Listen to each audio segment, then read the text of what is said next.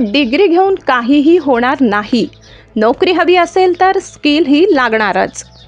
Guru Jambheshwar university of science and technology या विद्यापीठाने मोठा निर्णय घेतलाय. पुढील 5 वर्षासाठी जॉब ओरिएंटेड शिक्षणाचा रोडमॅप जाहीर.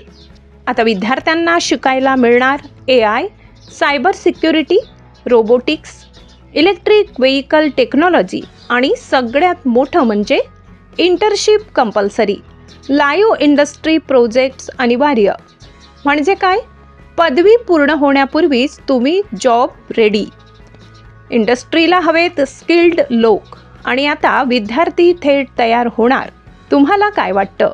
डिग्री वेट्स स्किल कोण जास्त महत्त्वाचं? कमेंटमध्ये नक्की सांगा.